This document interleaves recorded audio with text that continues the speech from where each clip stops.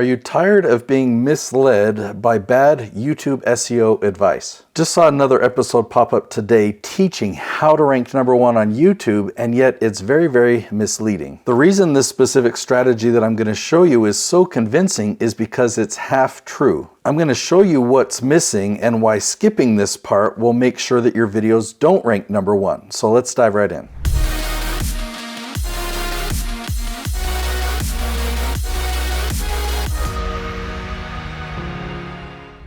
All right, so in my YouTube feed, this video right here on Yuri's channel, this video, it popped up and I saw the title, Full YouTube SEO Keyword Research Tutorial, How I Rank #1 on YouTube. Very compelling title. He's got a successful channel. He's got 192,000 subscribers. What's interesting is he's followed a suggested path, not a search path. These are two different algorithms on YouTube. He follows a suggested path, but in this episode, he's talking about search. Now this is a long video. It's 34 minutes long, but with the aid of ChatGPT, let me show you what the video is about. First thing that I did is went and grabbed the transcript. So that's what we've got right here. And then I shared this doc in ChatGPT. I just put the link to the doc right there, put a link to the episode on YouTube, and I asked, was this video generated using AI? Whenever I watch his videos, I just feel like his mouth movements and stuff, I question, like, is that even a real human?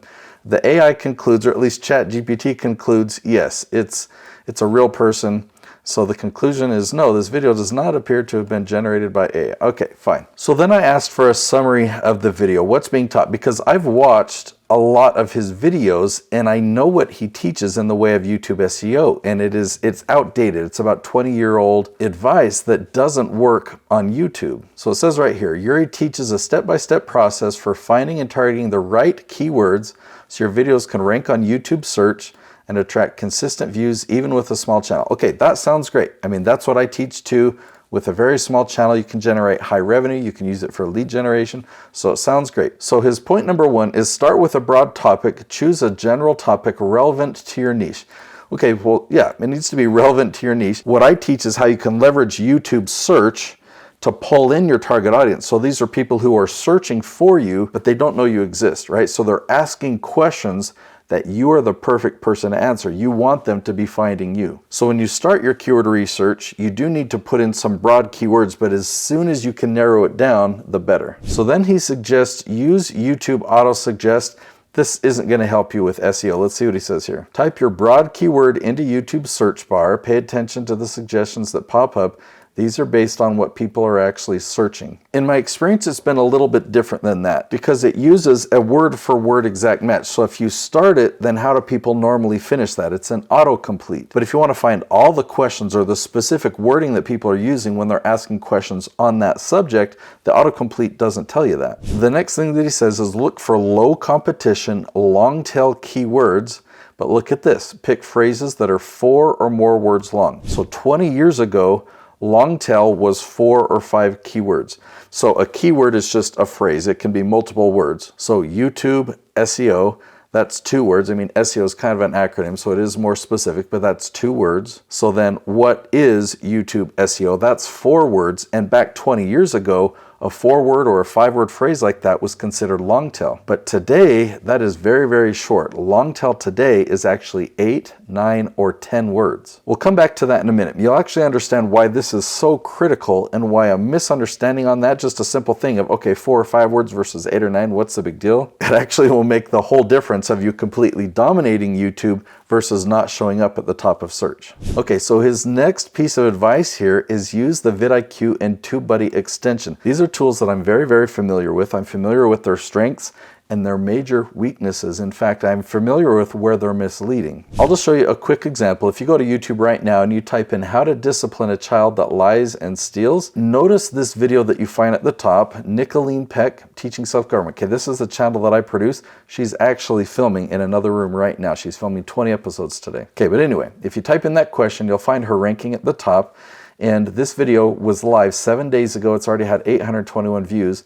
But look at the vidIQ plugin. It says she has a score of 32 out of 100. So according to the score, we've done something wrong, and yet we have this video ranking #1. Now I'm signed into the Creator Studio looking at this same video, and TubeBuddy's SEO score is 50%.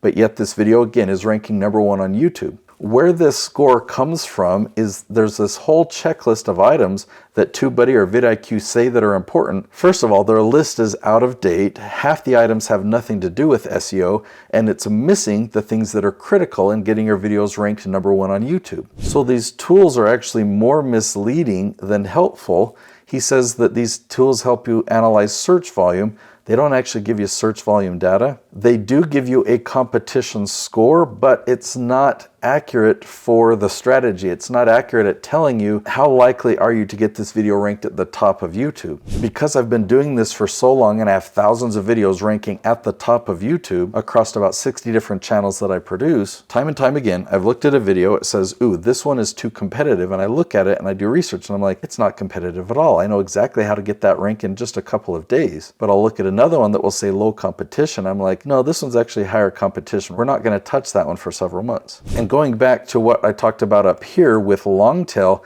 it doesn't show you keywords that are 8, 9, and 10 words long, which is critical. And again, you'll understand that more later. Okay, he then says verify by searching the keyword yourself. Like go to YouTube and type that title in. You can look at the other videos there on YouTube for that phrase. And yes, this will show you like who are you competing with. But there are some things that's missing. Later, you're going to learn when I talk about my tree analogy, you're going to learn about a branch. So when you're looking at all these different questions on a branch, you can analyze your competition and say, does this person who's ranking at the top for this one, does he also rank for this or this or this or this?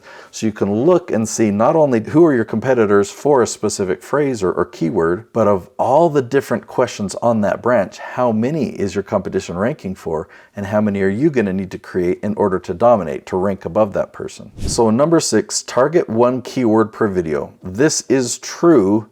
But again, he kind of defines keyword differently than I do. So if you do keyword research and you find a specific question that's say 10 words long, that 10-word question, that is your keyword, and your video needs to be focused on that one question. His advice here, use the keyword exactly in your title and spoken in the video. Yeah, I do agree with that point. So in his example, he says how to grow on LinkedIn fast. So that's 6 words, we're getting closer, but this is actually going to be a hard one to rank for in the short term. I know how to get there after several months, but this one isn't specific enough. I'm just curious, let's go to YouTube, let's paste that in there, how to grow on LinkedIn fast, and I have not looked at these results, so let's see together. So we've got Dakota Robertson, we've got Guyami Mobeki, we've got Robert Benjamin, we've got Mark Firth, we've got Dylan Hay, Guyami again. So these guys, you know, they're ranking at the top. I don't know if Yuri was supposed to be ranking here, but I don't see him. So his last point is to rinse and repeat, consistently publish videos targeting different low competition keywords. Over time, you build authority and get discovered through search. When I first developed this strategy about 12 years ago, and I use a tree analogy, okay, so if you have broad topic would be the trunk of the tree, you have all these different branches, all the different categories you have expertise in. Well, these leaves represent these very, very specific keywords or these very specific questions. So back about 10 or 12 years ago,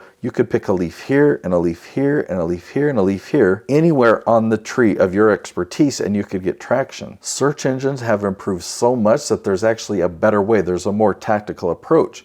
You can compare this branch and all the questions on it with this branch and all the questions on it. And you can really know, who is this audience? Is this my target audience, or is this one better? Are these people more experienced with it? Or are these people beginners? What demographics are these ones? So more than just consistency, you've got to have the right focus, knowing which branches you're focusing on and which ones you're ignoring. At the end here, ChatGPT found some mindset points, right? So focus on search discovery first, not viral. Amen, 100%. Going viral focuses on suggested traffic, which is the way that Yuri grows his own channel. The other approach is focusing on search when you're leveraging YouTube for lead generation. You don't need a big channel to get views, just the right keywords. I kind of agree with that, okay? So you don't need a big channel to generate massive revenue. A big channel to get big views, that is the goal if you want ad revenue. The more views you get, the more ad revenue you'll generate. Typically with that type of an approach, you can generate $10,000 if you get 1 million views on your channel. But with a business approach, you can have 100 views and have that turn into the same $10,000 of revenue. So whether you want $10,000 this way or that way, generate 1 million views or 100 views, That choice is up to you. Don't chase high competition terms too early. 100% agree, we just look at it differently as what determines whether it's high competition. Don't trust what TubeBuddy or vidIQ say is high competition. Okay, so the next thing I typed into ChatGPT is I said, what examples does he give as proof that this strategy will get videos to rank #1 on YouTube? I like results, I want to see that. So ChatGPT said it was a good question. He gives specific examples of proof. Example number 1, how to get coaching clients on LinkedIn. He shows that if you search for this phrase on YouTube, his video ranks #1. So let's try that. Let's type this in. So I've got it copied there.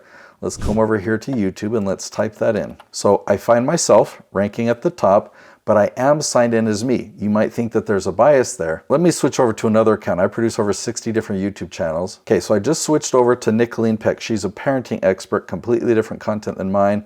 But look, the search results don't change a whole lot. If we were to go to the home screen, where we're looking at either browse content or suggested content, those results differ drastically from one account to the next. But search results don't differ all that much. You can see this icon right here. I'm signed in as Noelle Randall. I can even show you who she is. This is one of the other channels that I produce. She teaches real estate investing, a lot of business topics. When you do this search, signed in as her, I'll even hit the magnifying glass again so it refreshes.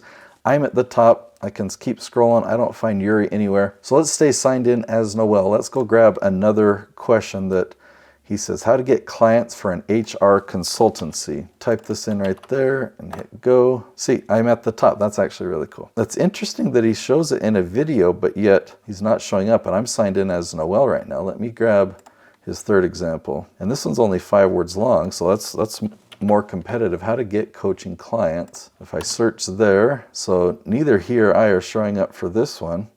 But he claims, let me switch to another account. Okay, now I'm signed in as Jay Townsend. I did that search and he's not showing up. Let me switch over to one more. Jay Townsend, I can show you his channel. In fact, let me show you this way.